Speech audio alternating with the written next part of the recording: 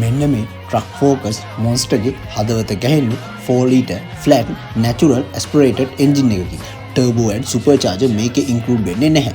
මෙන්න මේ පොඩි එන්ජින් එකකින් 520 හෝස් පවර් එකක් ජෙනරේට් කරනවා. මේ කාර් එකේ performance ගැන කතා කරොත් ඇස්පිල්ලමක් ගහන සැනින් ඒ කියන්නේ 3.2 second 60 mph ස්පීඩ් එකට මේ කාර් එකේ යන්න පුළුවන්. මේ මොන්ස්ටර්ගේ top ස්පීඩ් එක ගැන කතා කරොත් 310 km top ස්පීඩ් එකකට යන්න පුළුවන් වගේම මේ මොන්ස්ටර්ගේ top ස්පීඩ් කන්ට්‍රෝල් එක තියෙන්නේ ඩ්‍රයිවර්ගේ මසල් වල නෙවෙයි ඩ්‍රයිවර්ගේ මයින්ඩ් සෙට් එකේ. ඒ කියන්නේ මයින්ඩ් සෙට් එක හරියට තියෙනවා නම් මේ කාර් එක කන්ට්‍රෝල් කරගෙන টොප් ස්පීඩ් එකට යනවා කියන්නේ හරිම ලේසි වැඩක්. මේ කාර් එක ඇතුලේ ඉන්න කෙනාට ෆීල් වෙන්නේ ස්ට්‍රේට් ස්පීඩ් එකක් නෙවෙයි වංගුවක් ගනිද්දි දැනෙන කෝණ කන්ට්‍රෝල් එක. හැම මූවමන්ට් එකක්ම හැම මිලිමීටරයක්ම කැල්කියුලේටඩ්. මේක ඩ්‍රයිවර් කෙනෙක්ගේ ඇත්තම ස්කිල් එක ටෙස්ට් කරන කාර් එකක්. අන්ස්කිල් ඩ්‍රයිවර් කෙනෙක් මේ වගේ මොන්ස්ටර් කෙනෙක්ගේ টොප් ස්පීඩ් එකකට යනවා කියන්නේ ඇත්තටම ඩෙත් වොරන්ට් එක අත්තට ගත්තා වගේ වැඩක්. ඔයා දන්නවද මේ මොන්ස්ටර් එකේ මේ තියෙන බ්‍රයිට් ග්‍රීන් කලර් එක,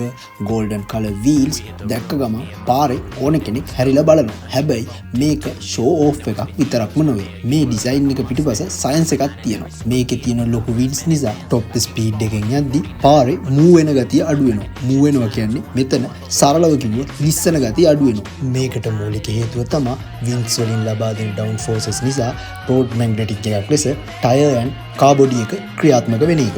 ඉතින් ඔයා ෆාස්ට් ඇන්ඩ් ෆියුරියස් 1 මූවි එක බැලුවා නම් බ්‍රයන් ඕකෝනම අනිවාර්යෙන් මතක ඇති. බ්‍රයන් ඕකෝනගේ කැරක්ටර් එකේදී එයා කිසිම වෙලාවක කලබල වෙන්නේ නැහැ. එයා ෆෝකසින්, කාම් ඇන්ඩ් ස්මාර්ට් කැරක්ටර් එකක් තමයි ඒ ෆාස්ට් ඇන්ඩ් ෆියුරියස් මූවි එකේ ඩෙවලොප් කරේ. ඒ මුළු ඉමෝෂන් එකම අපිට අපේ අත්ල මත තියාගන්න පුළුවන් විදිහට තමයි මෙටල් සමාගම විසින් මෙන්න මේ පොකට් සයිස් හොට් වීල් එක නිර්මාණය කරලා තියෙන්නේ. හැබැයි මේ පොඩි හොට් වීල් කාර් එක දිහා බලද්දි මේක සෙල්ලම් බඩුවක් විදිහට පේන්නේ නැහැ. මේක වර්ල්ඩ් ක්ලාස් ලෙජෙන්ඩරි සිම්බල් එකක් විදිහට තමයි මෙටල් සමාගම විසින් නිර්මාණය කරලා තියෙන්නේ. ඇත්තටම මෙන්න මේ පොඩි කාර් එක පිටුපස තියෙන හිස්ටොරිකල් ක්‍රියේටිවිටි එක ගැන ඔයා දන්නවද? 1968 වලදී මෙටල් සමාගම විසින් හොට් වීල්ස් අන්නාමේ ලෝකෙට හඳුන්වා දෙද්දී ඔවුන්ට ඕන වුණේ නෑ සාමාන්‍ය සෙල්ලම් කාර් හදන්න. ඔවුන්ට ඕන වුණේ ඇත්තම කාර් එකක තියෙන ස්පීඩ් එක සහ අතිශය සවිස්තරාත්මක නිමාව. ඒ කියන්නේ ප්‍රසිෂන් ඩිසයින් එක අඟල් 3ක පුංචිම පුංචි ස්ටීල් එකකට ගේන්න. 1968 වල ඉඳන් ආපු අවුරුදු ගණනාවක ඉතිහාසය සහ එක්ස්පීරියන්ස් එක තමයි මේ කාර් එක නිර්මාණය වෙලා තියෙන්නේ 1:64 කියන ස්කේල් එකට. ඒ කියන්නේ ඇත්තම පෞෂි කාර් එකක් හරියටම සමාන කොටස් 64කට බෙදුවොත් ඒකෙන් එක් කොටසක ප්‍රමාණයකට තමයි මේ කාර් එක හදලා තියෙන්නේ. මේ තරම් පොඩි ඉඩක් ඇතුලේ ඇත්තම පෞෂි කාර් එකක තියෙන හැම කර්ව් එකක්ම හැම ලයින් එකක්ම නූලටම තියන්න හොට් වීල් ඉන්ජිනියරින් ස්කිල් එකට පුළුවන් වෙලා තියෙනවා.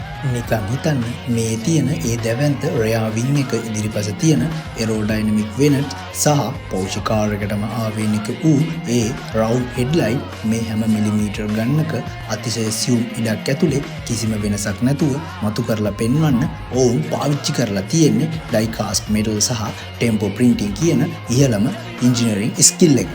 මෙතනදී හොට් වීල් සමාගමේ නිර්මාණශීලීත්වය උපරිමයට දක්නට ලැබෙන්නේ ඔවුන් මේ කාර් එකේ පේන්ට් එක සහ වීල්ස් ඩිසයින් කරපු විදිය.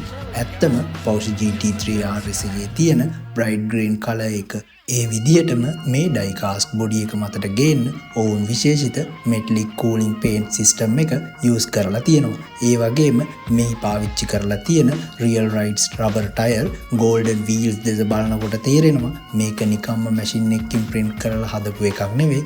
මේක පිටුපස ඇත්තම ඉන්ජිනියරින් ස්කිල් එකක් තියෙන ඩිසයිනර් කෙනෙක්ගේ ආර්ට් එකක් තියෙනවා කියලා.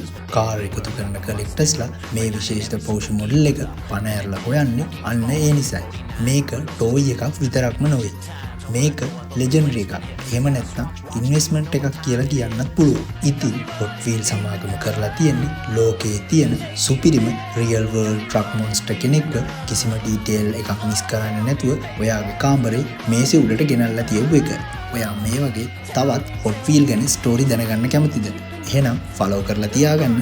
අතිශයින්ම හොට් වීල් ලවර්ස්ලටම විතරයි Eureka has a big story.